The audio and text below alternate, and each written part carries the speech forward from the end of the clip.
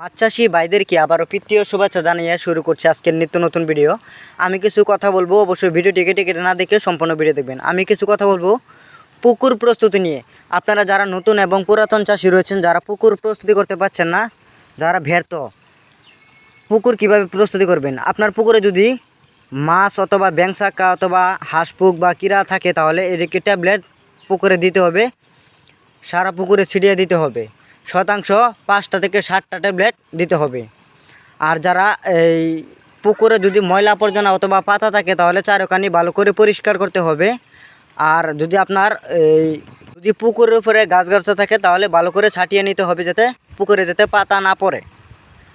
আর এরকমভাবে সুন্দর করে পরিষ্কার করার পরে পুকুরে কিন্তু মই দিতে হবে, চারোখানি ভালো করে মই দিতে হবে।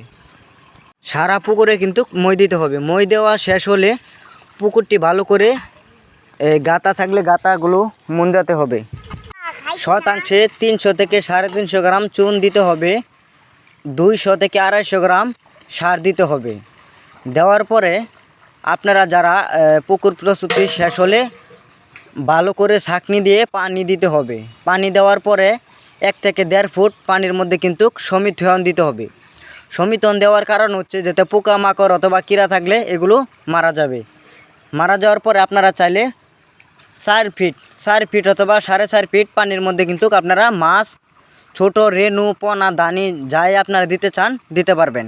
তাহলে আপনারা পুকুর প্রস্তুতি হয়ে যাবে ইনশাল্লাহ। যারা পুকুর প্রস্তুতি করতে পারছেন না, তারা অবশ্যই আমাদের ভিডিও দেওয়া নাম্বারে অথবা ডিসক্রিপশন বক্সে দেওয়া নাম্বারে, টাইটেলে দেওয়া নাম্বারে আমাদের সাথে যোগাযোগ করবেন। ইনশাল্লাহ আমরা সব কিছু আপনাদেরকে বলে দেব।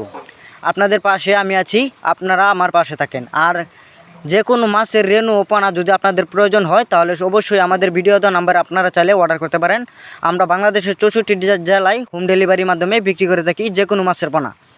তো আমাদের চ্যানেলে যারা এখনও সাবস্ক্রাইব করেন নাই, ভিডিওটি সাবস্ক্রাইব করে সবাইকে শেয়ার করে দিবেন, যাতে নিত্য নতুন ভিডিও আপনাদের কাছে সবার আগে চলে যায়। সবাই ভালো থাকবেন, সুস্থ থাকবেন।